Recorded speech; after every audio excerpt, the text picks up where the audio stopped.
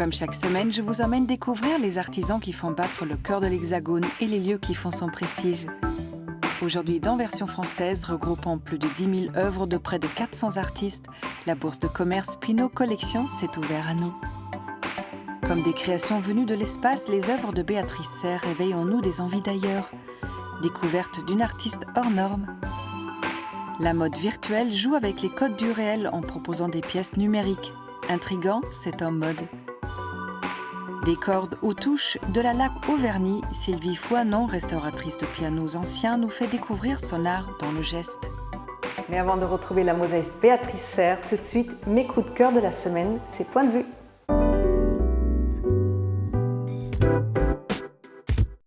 En 1844, le peintre Gustave Courbet réalise L'homme blessé.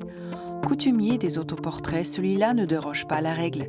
Il représente l'auteur adossé à un arbre, une tache de sang sur sa chemise. C'est lors d'un scanner de la toile que l'on découvre que sous cette version bien connue se cache initialement une femme penchée sur son épaule. C'est probablement une représentation de son grand amour Virginie Binet. Après leur séparation, Gustave meurtri l'aurait remplacé par une blessure sanguinolente. Aujourd'hui, c'est la styliste Catherine Legrand qui nous emmène dans un tour du monde textile, à la découverte des savoir-faire et des cultures à travers les pays. À la manière d'un carnet d'inspiration, l'ouvrage se pose en véritable bible du motif et des textures, rendant hommage aux traditions artisanales. Du boubou haoussa ou huile-pile amérindien en passant par la blouse roumaine, elle inventorie les tenues à travers de magnifiques portraits et close-up. Un joli voyage mode. Si l'on parle souvent de Charlotte Perriand, c'est que nous devons à cette papesse du design français des pièces exceptionnelles qui allient modernité, praticité et style. Elle s'illustre encore une fois avec la lampe infrafil, créée dans les années 50 pour la marque Philips. Si elle est initialement destinée au traitement des douleurs grâce à sa lumière douce et colorée, cette lampe à la structure d'acier et à l'ampoule ultra présente s'impose comme véritable luminaire rétro. Pas la peine d'avoir de bobo pour se l'offrir.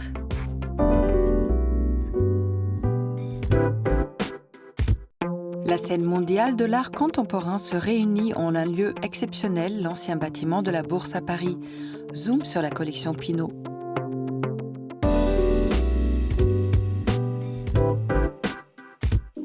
Une œuvre qui est enfermée dans un coffre ou dans une réserve, elle ne vit pas complètement. Pour qu'elle vive, il faut qu'elle soit vue, qu'elle soit appréciée, qu'elle soit discutée, qu'elle soit critiquée, qu'elle soit confrontée à d'autres œuvres et à d'autres regards. Des regards, il doit y en avoir des milliers dans la Bourse de commerce de Paris. C'est là que le milliardaire François Pinault a choisi d'ouvrir au public sa vaste collection d'art contemporain en juin 2021. Dans la rotonde centrale, on retrouve les créations d'Urs Fischer, une grande réplique de l'enlèvement des Sabines de Giambologna et une multitude de sièges. Toutes ces sculptures sont en cire et elles fondent irrémédiablement. Ce sont des bougies dont on allume les mèches au début de l'exposition et qui, au long de l'exposition, vont peu à peu fondre, se décomposer, de telle sorte que l'œuvre illustre le passage du temps, le fait que les choses ne sont jamais permanentes, jamais figées dans l'éternité. Un symbole pour Martin Bethénaud qui dirige cette collection mouvante. Aucun accrochage n'est permanent afin de faire tourner les 10 000 œuvres accumulées depuis les années 70, des œuvres qui se font parfois écho. Cette statue de cire d'Urs Fischer représente Rudolf Stingel, un ami et artiste lui aussi exposé ici à travers ses grands portraits. Pour réaliser ces grands tableaux, Rudolf Stingel part d'une photographie, en l'occurrence une photo de Paula Cooper des années 60. Il va l'agrandir et ensuite il va la reproduire méticuleusement au pinceau, en exagérant chaque touche, en rendant presque palpable le temps de la peinture, les moyens de la peinture, le matériel de la peinture, puisque c'est bien de la peinture que parlent ces tableaux. Les sujets des œuvres varient, mais l'idée d'un trompe-l'œil est très présente. Dans le musée, des chaises énigmatiques accompagnent la déambulation. Ce sont les gardiens de Tatiana Trouvé et il ne faut pas se fier aux apparences. Ce siège est en bronze, ce coussin en marbre et cette valise en onyx.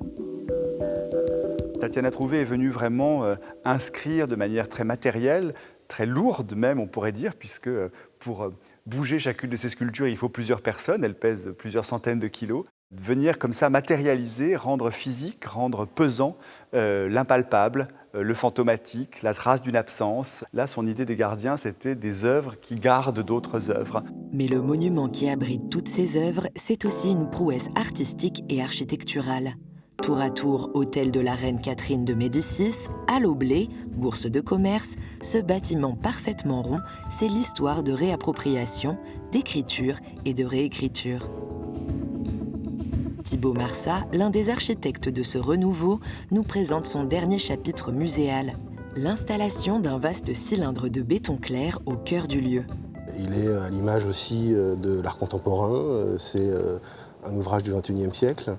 Et on a fait en sorte qu'il soit inséré dans ce bâtiment, mais sans vraiment y toucher. C'est comme une strate, en fait. C'est une manière aujourd'hui aussi de pratiquer la bourse de commerce d'une autre façon, parce qu'on passe devant les façades historiques, on s'approche de la toile. C'est pas tant de vouloir casser le côté historique que de finalement s'inscrire dans la longue histoire du bâtiment. Un dialogue entre hier, aujourd'hui et demain, dans lequel la structure du monument soutient l'expression artistique, tout comme son mobilier. Des œuvres de Bertrand Lavier reposent dans ces vitrines qui ne sont plus toutes jeunes. Ces vitrines qui sont de l'époque de la Bourse de commerce, 1889, à l'époque de l'exposition universelle, servaient à montrer les innovations, en fait, les entreprises qui déposaient des brevets, des choses comme ça. Et on voit comment elles arrivent, elles aussi, finalement, à passer les époques et à changer d'usage. Enfin, la rénovation du monument a révélé une vaste fresque dans la salle des pas perdus de la Bourse de commerce. Un secret bien gardé, comme une prémonition du futur artistique du lieu. Il y avait un doublage et des machines de ventilation, donc on a été très agréablement surpris de trouver ça, même s'il était en assez mauvais état, elle a été restaurée en grande partie, sauf ici où on voit une lacune trop importante, mais qui a été signifiée. Un lieu ancestral, des œuvres contemporaines, une scénographie innovante, la Bourse de commerce fait le pari d'une nouvelle manière de montrer l'art, intemporelle et audacieuse.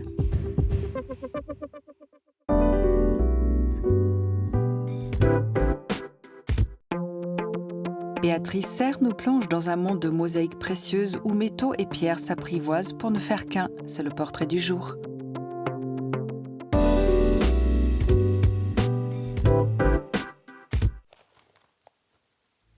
On passe son temps en fait à créer un chaos en taillant à la marteline et billot les pierres, des blocs, toutes sortes de minéraux pour retrouver une nouvelle conception, une nouvelle image. C'est surtout recoller les morceaux effectivement et ne pas aller à l'encontre de qui on est. Béatrice Serre sait très bien qui elle est. Une mosaïste qui réalise des tableaux, des décors, des meubles, des créations futuristes dans lesquelles le minéral déploie toutes ses couleurs et textures. Formée en décoration architecturale à l'école Olivier de Serres, elle a bien sûr appris la mosaïque classique, antique, mais a très vite imposé sa propre vision. Il y a quand même toute une histoire. La mosaïque, c'est une institution en Italie, par exemple, et dans d'autres pays. Mais il y a une mosaïque contemporaine. Moi, la mosaïque, je la ressentais dès étudiante avec des insertions brutes, avec des petites tesselles raffinées, par exemple, autour. L'infinie possibilité de combiner comme ça des formes et surtout des volumes. Ça, c'est ce qui, au départ, choquait un peu mon professeur qui disait « Béatrice, il ne faut pas aller trop vite ». Un peu têtue, Béatrice refaisait chaque projet académique à sa manière. C'est qu'au cœur de sa démarche, il y a une passion très ancienne qu'elle cultive loin de la ville, dans un écrin de verdure. Depuis toute petite, j'ai toujours été fascinée déjà par les minéraux. On en a tous ramassé à droite à gauche dans les promenades ou même des coquillages sur une plage. Leur beauté est infinie, donc déjà il y a une admiration, jusqu'à la sidération de voir comment la nature est capable de créer ces trésors. Des trésors qui peuplent ses créations. Ici, une amolite ancestrale. Là, des lames d'ardoise. Une fois les petites tesselles de pierre taillées au bon format, Béatrice imagine des univers en quelques instants. Ce jour-là, c'est une calcédoine qui donne le là. C'est en fait l'élément principal qui va donner la tonalité générale. C'est le chef d'orchestre. Et tout autour, on a tous les instruments. On a toutes les notes, toute la symphonie. Une fois lancée, Béatrice ne peut plus vraiment faire taire la musique. Et sous ses mains, les tesselles viennent sublimer ces précieuses pierres. La main devance l'imagination parce que l'instinct est tel qu'on n'a presque plus le temps d'imaginer. À cet art instinctif s'ajoute une démarche plus collaborative avec des architectes d'intérieur comme Thierry Lemaire, Jean-Louis Degnaud ou Laura Gonzalez. Et ces créations séduisent jusqu'aux grandes maisons du luxe. Vous avez des quartz de cristaux, donc ils sont posés un à un et forment cette demi-sphère. Ce projet est essentiellement pour la maison mère Cartier à New York. C'est un pan de mur de 4 mètres de hauteur dans le salon principal. Pour ce grand projet, elle a carrément changé son salon en immense atelier dans lequel la maquette du futur bas-relief se déploie. Parfois, sa vie d'artiste la ramène à la ville, dans les galeries qui accueillent ses œuvres à travers le monde. À Paris, la galerie Yves Gastou lui réserve toujours une place de maître. Alors tu vas voir Béatrice, ça va te faire bizarre de le voir accroché pour la première fois. L'astre blanc.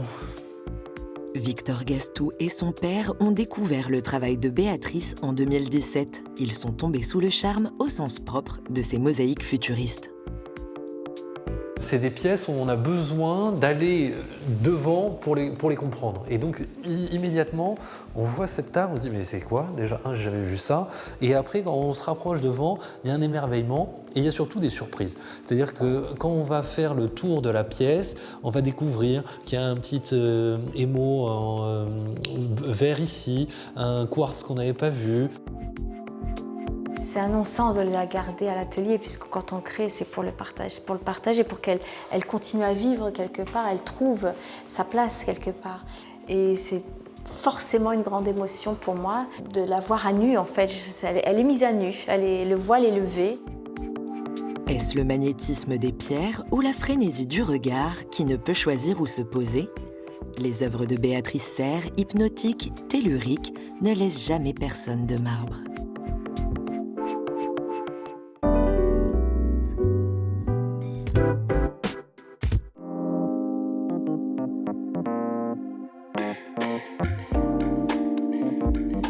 Bonjour Béatrice. Bonjour. Béatrice, la mosaïque, elle est très ancienne, c'est une grande histoire, c'est avant tout une histoire de patience et puis une histoire de détails. L'amour du tout petit, c'est quelque chose qui vous fascine depuis toujours ? Mais toujours, puisque je pense aussi que le petit, il n'y a pas de petit qui existe sans le grand. C'est comme dans l'espace, en fait. L'immensément grand est lié au tout petit. Donc, quand on fait une mosaïque, chaque petit morceau a sa place. Quand on regarde une mosaïque, en fait, c'est un ensemble, une harmonie de plein de petits bouts, de tesselles qu'on appelle. Un tout petit bout peut changer la mosaïque totale. Vos mosaïques ont cette particularité qu'on peut évidemment les regarder et on s'y plonge dedans. Mais on peut aussi les toucher. Il y a du rugueux, du lisse, du froid, du chaud. Il faut toucher parce que dans le toucher, il y a tous les autres sens. Il peut y avoir... la main transmet des informations à notre cerveau, notre esprit. Et l'imagination, après, opère. Quand on touche une mosaïque, on touche l'interdit quelque part. Parce qu'on nous a toujours dit qu'il ne faut pas toucher une œuvre d'art, etc. Mais ce n'est pas une œuvre d'art. C'est juste une entité, un ami qui est là et qui vous parle. C'est très proche. Vous avez des thèmes de prédilection. Une fois, vous avez même reproduit des peintures rupestres, dans des grottes, avec la mosaïque. Mais c'est beaucoup le cosmos. Ça revient tout le temps dans votre travail. C'est vrai. C'est vraiment mon univers le plus profond. Dans le cosmos, on trouve tout. Tout y est. On a le macro, le micro, la vie, le devenir. On a le mystère. Donc on peut aller très loin et en même temps, en croyant être très loin, on est très proche de soi. C'est l'univers à l'intérieur aussi. Une mosaïque, chez vous, quand on la met à la maison ou dans un espace, en tout cas, elle est bien plus que ça. Elle rayonne, il y a des énergies, c'est pas juste une œuvre. Je crois que vous avez bien... Oui, c'est ça, c'est pas juste un objet. même si c'est un miroir ou une mosaïque qui est un mobilier en fait. C'est toujours un petit peu hors norme. Il y a toujours quelque chose qui n'est pas dans une case. Il y a une évasion, il y a du volume qui ressort pour une table. Ce sont des pièces qui sont faites avec beaucoup de passion aussi, beaucoup d'instinct, très instinctif. Et la nature, encore une fois, prend le dessus par rapport à ce qu'on voudrait. Ça dépasse le cadre. Quand vous créez une mosaïque pour quelqu'un, pour une commande, parce que souvent c'est comme ça, vous créez avec des architectes intérieurs ou chez des particuliers, vous regardez la personne, vous savez parfaitement où l'espace, ce qui va dedans. C'est grâce aussi à ce qui m'entoure en premier. Quand les champs sont ouverts, je pense que c'est tellement plus facile d'avoir cette communication et cet échange. Je le pense sincèrement parce que le partage, quand il n'y a pas la peur, quand il y a une confiance, tout est possible. Moi, j'ai peut-être un peu cette particularité de sentir assez rapidement, intuitivement, les espaces en fonction des caractères et des personnalités. Parce que je ne suis que, en fait, le renvoi de la personne. Je suis la prolongation de la personne qui va me commander une mosaïque. Vos mosaïques sont très complexes, ils sont très élaborés, ils doivent prendre énormément de temps. Quand savez-vous qu'elle est finie? Quand je m'arrête, c'est que je dois admettre que je sens une petite émotion qui me dit « c'est ça ». C'est quand la mosaïque me parle, en fait. C'est juste qu'on l'oublie un petit peu, on revient le lendemain. Et d'un seul coup, on se dit, il manquait juste un petit cristal, une petite couleur, comme une peinture. Les arts sont liés. Donc c'est une alchimie, c'est une cuisine. On se fait plaisir parce qu'on se dit, ça y est, la naissance est là. Alors une mosaïque réussie, c'est une mosaïque qui va là où elle est destinée d'être? Quand je vois les étoiles dans les yeux des personnes. Je crois que ça, c'est réussi. Quand elle surprend et qu'elle émerveille, même certaines personnes qui ont le choc et toutes les réactions me vont. Si elle est réussie, c'est surtout avant tout qu'elle est en harmonie avec la personne qui l'a commandée. La communion est là et le bonheur des deux côtés. Merci beaucoup, Béatrice. Je vous en prie, c'est moi. Merci.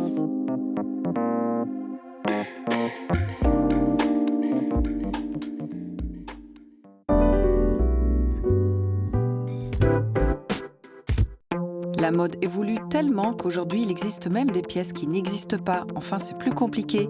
Pour tout comprendre sur la tendance virtuelle, il y a En Mode.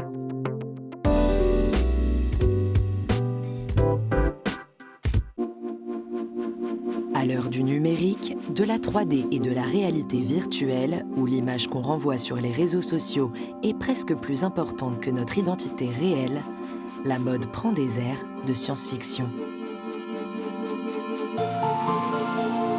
20 ans après qu'Alexander McQueen ait intégré des robots à l'un de ses défilés, les créateurs sautent à pieds joints dans le monde digital. Comme sur ce défilé Balenciaga été 2022. À première vue, une configuration classique où différents mannequins défilent devant un public. En réalité, l'événement a été entièrement reconstitué en 3D. Les vêtements sont plus vrais que nature et tous portés par l'artiste Elisa Douglas, dont la figure est légèrement altérée à chaque passage. On joue sur les deepfakes, ces visages transformés par des logiciels informatiques, pour créer de nouvelles identités. En 2020 déjà, le créateur Giuliano Calza présentait sa collection GCDS sous forme de défilé en 3 dimensions sur des personnages semblables à des avatars de jeux vidéo. Car la mode virtuelle s'adresse aussi à cet univers. Sur la plateforme en ligne The Dematerialized, on peut par exemple acheter des pièces en 3D de la marque The Fabricant et choisir de les télécharger dans le monde virtuel de jeux vidéo comme Fortnite ou comme League of Legends. Le studio de création RTFKT s'est spécialisé dans cet univers, collaborant avec le géant du jeu Atari sur des paires de baskets virtuelles appelées Cyber Sneakers. La marque Ouroboros s'inspire aussi des codes du jeu pour présenter ses collections digitales. Une fois le vêtement choisi, il est projeté sur le corps de son acheteur dans l'unique but d'être posté sur les réseaux. La marque Tribute Brand s'est également spécialisée dans cette mode pensée pour le futur. En 2021, elle a collaboré avec Jean-Paul Gaultier et Sacai sur une combinaison virtuelle dont la conception a nécessité autant de temps qu'un vêtement physique. Alors la mode entre pour de bon dans l'ère des NFT, ces fameux certificats de propriété numérique qui garantissent la possession d'un élément virtuel. Les clients de Tribute Brand peuvent aussi revendre leurs articles à d'autres acheteurs en ligne ou publier sur les réseaux des vidéos des pièces sur leur corps en mouvement. Et le résultat est parfois plus vrai que nature. Il rappelle le travail de la créatrice Iris van Herpen, pionnière de la haute couture en 3D, qui s'est faite connaître pour ses créations futuristes qui mêlent artisanat et nouvelles technologies. 10 ans après ses premières collections, la mode s'est installée derrière nos écrans et brouille définitivement les frontières entre réel et virtuel.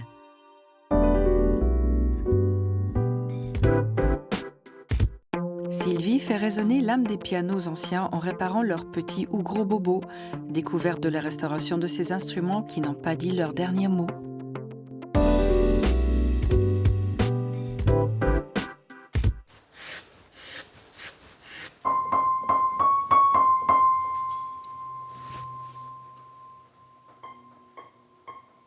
Je suis Sylvie Foinon, je suis restauratrice de pianos anciens. Je pérennise l'entreprise Piano Balleron qui existe à Paris depuis 1902. J'ai m'égué dans le monde du piano dès toute petite et j'ai décidé de continuer cette entreprise en me spécialisant dans la restauration parce que ce qui me plaît justement, c'est le travail de la matière, les matériaux nobles, le bois, les choses anciennes. Redonner vie à un instrument de musique, c'est quelque chose de fabuleux. Grâce à ses mains expertes, Sylvie Foinon fait revivre des pianos qui nous viennent d'autres siècles, de la période romantique jusqu'à l'après-guerre. Cet instrument est un Erard 2,45 m, modèle de numéro 1 de concert, qui date de 1877. En travaillant sur les instruments anciens, me spécialisant justement dans la restauration, j'ai appris à découvrir toute la variété d'instruments qui existaient, travailler l'humilité face aux instruments, parce que ce qui est bien dans la restauration d'instruments anciens, c'est que c'est pas nous qui avons fabriqué, nous ne sommes qu'un maillon de chaîne de vie. Et on doit effacer son ego devant la volonté du facteur pour essayer de retrouver ce qu'il a voulu absolument faire dans son instrument. Cela passe par le remplacement à l'identique des pièces d'usure, comme le sommier du piano, ou encore la restauration complète de la table d'harmonie qui viendra soutenir la tension des cordes. La difficulté de faire les crémaillères de chevalet, c'est qu'on n'a pas le droit à l'erreur. Il faut avoir un geste précis pour couper le bois et conserver nos valeurs de repères qui correspondent aux longueurs vibrantes, donc c'est très important. Un geste qu'elle maîtrise parfaitement après 40 ans d'expérience.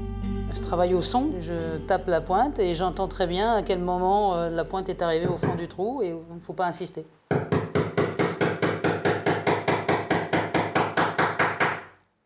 Je restaure des instruments avec le plus possible de méthodes traditionnelles. J'essaye de retrouver les mêmes plaquages d'origine, on essaie de travailler avec des bois anciens, on essaie de trouver les feutres le plus possible proches de l'origine.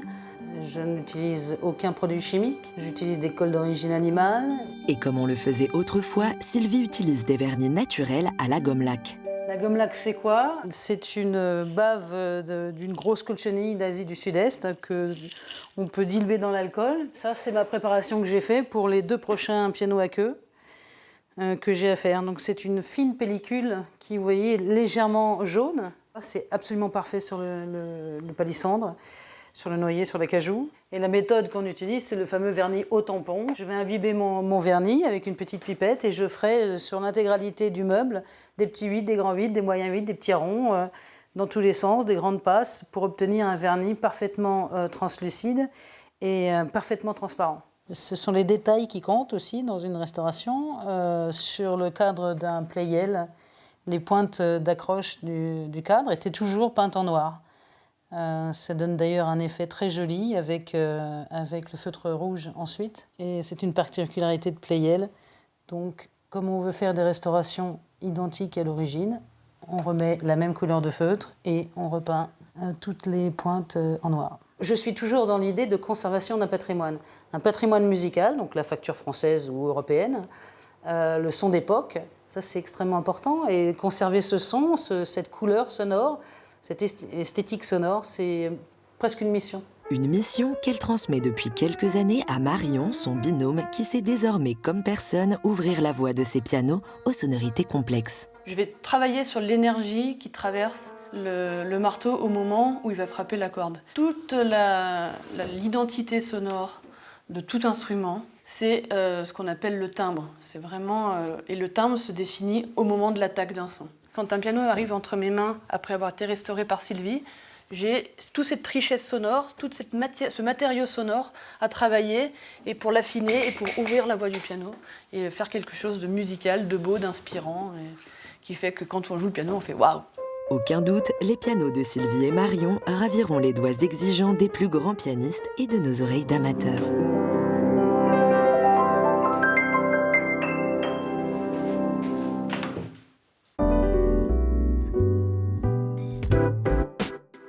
Version française est déjà terminée, mais on se retrouve très vite pour toujours plus de découvertes. Bye!